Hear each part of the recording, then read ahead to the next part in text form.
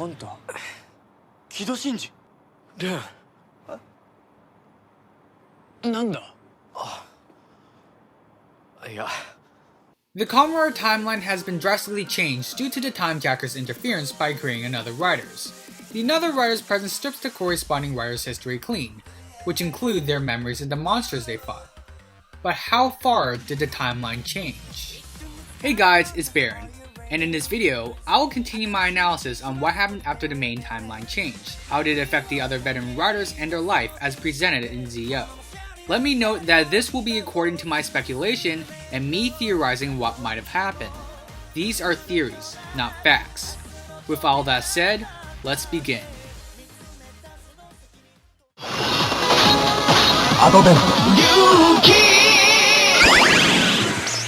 Let's final vent our way into Ryuki's history and how it changed in the ZO timeline after both another Ryuga and another Ryuki's presence.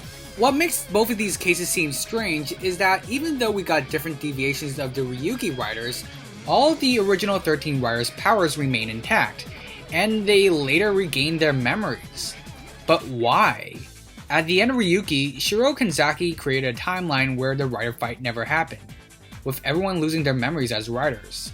But even after the loops ended, Shinji would always find a way to contract with Drag Rider and fight as Ryuki again, as we witness in later crossovers. I believe the main idea is that tampering the timeline cannot easily erase the events of Ryuki. The first case was when Odin used Time Vent.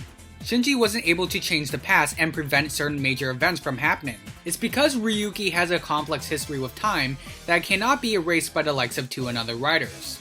Resetting the season's events won't do anything, and in any timeline, Shinji will always find the Ryuki deck and be placed in an endless tragic battle. Many fans point out that ZO technically confirmed episode final is the true continuation of Ryuki. And not exactly, because it's a bit more complicated than that. Kamen Rider Ryuga was stated by to be from an erased world, either implying Ryuki and all the other timelines were erased because of another Ryuga, or that episode final has been erased from the start even before the Timejacker's interference. So at this point of the timeline, the Ryuki storyline would pick up after the reset ending of Ryuki, 16 years ago. In between that time, Ore Journal has closed down ever since the rise of modern media. Some of the original Ryuki alumni do reappear. We get new users for Emperor, Verde, Tiger, and Scissors. It's clear the original Zolda, Tsuichi Kataoka, passed away due to his cancer, which is why his butler Goro takes his place.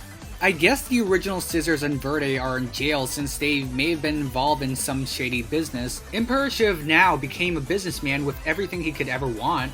Tiger was brought in to investigate the Mirror World, which never happened, and Fine was having a baby and couldn't make it to the reunion. Still a cute baby though.